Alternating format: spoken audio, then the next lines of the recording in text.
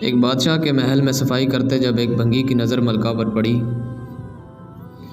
تو وہ پہلی نظر اس پر فدا ہو گیا، لیکن اپنی حیثیت اور ملکہ کی حیثیت میں فرق دیکھا تو سر جھکائے وہاں سے چلا گیا۔ پر دل تھا جو ایک ملاقات کی حسرت میں تڑپتا رہا، اور ادھر عشق کی بیماری نے جسمانی بیماری کا روپ لیا اور وہ بستر پر پڑ گیا۔ بھنگی کی بیوی اس ساری حالت سے واقف تھی،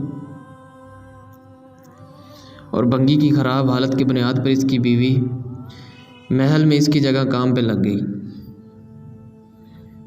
کئی دن تک جب بھنگی ملکہ کو وہاں نظر نہیں آیا تو اس نے اس کی بیوی سے دریافت کیا۔ بھنگی کی بیوی یہ سوچ کر گھبرا گئی کہ ملکہ کو اصل بات بتا دی تو نہ جانے کیا حال ہو ہمارا، لیکن ملکہ نے اس کی گھبراہٹ جانچ کر اسے اعتماد میں لیا اور حقیقت پوچھی۔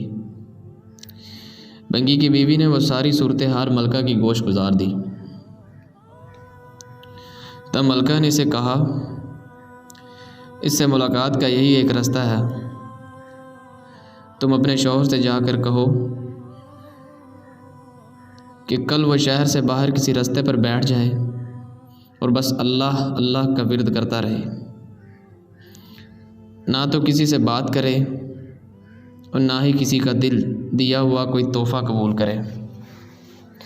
ایسا کرنے سے جب اس کے چرچے بادشاہ تک پہنچیں گے تو ملاقات کے رستے بھی کھل جائیں گے۔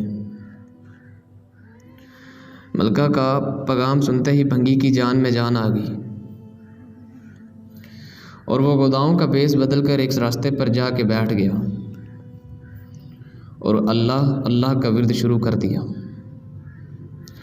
آنے جانے والے اس سے متاثر ہوتے اور نذرانے ساتھ لاتے، لیکن وہ نہ سر اٹھا کے کسی کو دیکھتا اور نہ ہی کسی چیز کو ہاتھ لگاتا۔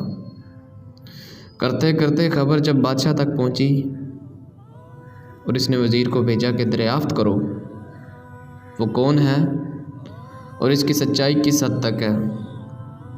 وزیر نے واپس جا کر بادشاہ سے اس کی بہت تعریف کی۔ بادشاہ فیض مہنے کی گھر سے خود چل کر اس کے پاس گیا۔ جب ہر طرف اس کے چرچے ہونے لگے تو ملکہ نے بادشاہ سے اس نیک انسان کی زیارت کی خواہش کی۔ بادشاہ نے اجازت دے دی۔ اسی اثناء میں جب بھنگی کو اس بات کا احساس ہوا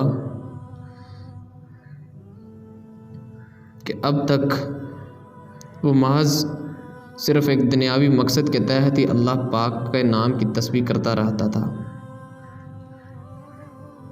وہ جھوٹا ہے، لیکن پھر بھی اللہ کی رحمت اس پر اس قدر ہے کہ لوگ اس کے سامنے جھک رہے ہیں، کیا بادشاہ اور کیا عام آدمی، سبھی اسی کی عزت کر رہے ہیں۔